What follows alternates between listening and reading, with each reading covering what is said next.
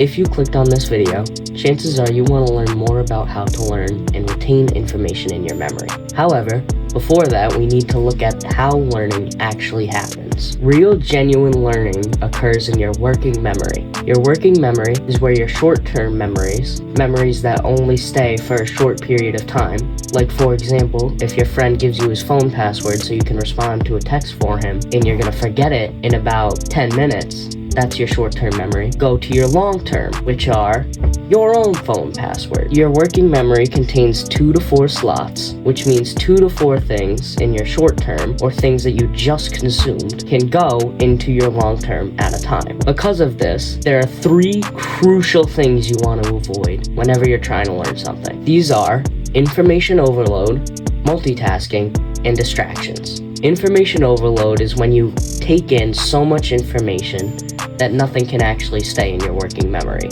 because it constantly replaces what's in your slots. An example of this would be going on YouTube video to YouTube video about whatever topic you're trying to research, and you're taking in so much information, but every single video is getting kicked out by the one after it. Multitasking makes your brain forget because of the constant switches of focus. Multitasking requires energy. This energy means that your brain can't put as much energy in the working memory, and things just kind of slip out of it. Distractions are a form of information overload, but they are much worse because they have nothing that can be remembered. A huge example of distractions would include TikTok. Whenever you scroll on TikTok for hours and hours on end, you're getting filled with blank information, which empties your working memory slots, meaning that you can't actually retain any information from before when you started scrolling TikTok. Now that we know what not to do and what learning actually is, let's begin to look at some things that you could do to better retain information. One thing is the Feynman technique. The Feynman technique is when you consume your information, so you watch the video, you read the chapter, you do whatever, then you write or say an explanation out loud without re-looking at the information. The official way to do it is writing the explanation because combining that physical movement helps you retain the information way better. However, I personally just say the explanation out loud because I don't have that much money to spend on paper and I don't really feel like it. I'm lazy. But if you really need to retain some information, I would recommend writing it because I used to write it and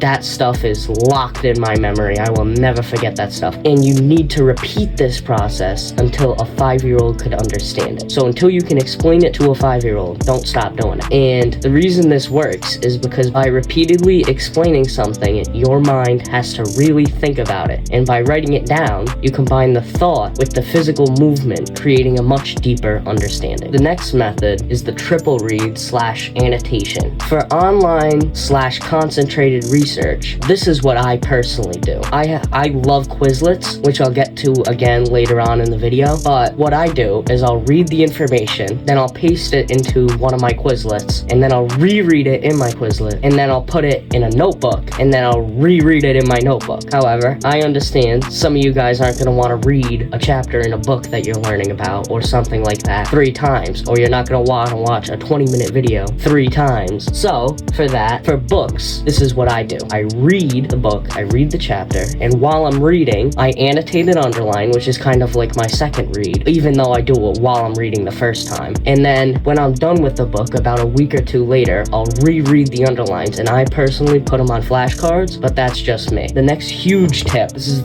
probably the most important tip in this video, is don't reconsume, remember. So what do I mean by that? Reconsumption is just taking in the video or whatever information over and over and over again. And remembering is trying, without looking at anything, trying to remember everything that was in that video. So, reconsumption requires no real thought other than paying attention. You are simply getting refilled with the information. By consuming the information over and over again, you accustom your brain to thinking it is gaining knowledge simply because it has reconsumed the information. However, by trying to remember it, your brain really has to think about it, and it helps you internalize it. I personally love to explain it with a football analogy. 2 people of the exact same body type, they're practically clones of each other, are going into a football match against each other. They have 4.5 hours of prep time. The last half hour is stretching and warm-ups. The first guy spends his 4 hours watching football, taking notes on it, all sorts of stuff like that. Whereas the second guy watches 30 minutes of football and then practices what he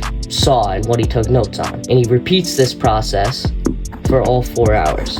By the end of that process, who do you honestly believe would win the game? And finally, as I mentioned earlier, if you're gonna study, make a Quizlet. The reason this works is because the flashcards on Quizlet are like speed testing. And speed testing, and testing in general, is an amazing way to remember. As I said in my last point, whenever you get something wrong, read all of the information, flip it back to the side where you can't read anything, and try again until you get it. This acts as like a mini Feynman technique. Then categorize your right at first against your wrong at firsts and practice again with just the wrong at first. And Quizlet does this for you. You don't need to star anything. If you go into the actual flashcard feature, you can swipe left and right, so you don't really need to take any time out of your day to do this. Thank you for watching this video. I hope this was able to help you on your journey to success. If it has, please leave a comment down below on what you're trying to achieve and drop a like. Consider practicing these tips on this video, because if I had this video 2 years ago, it would have made my life so much easier. And have a wonderful day.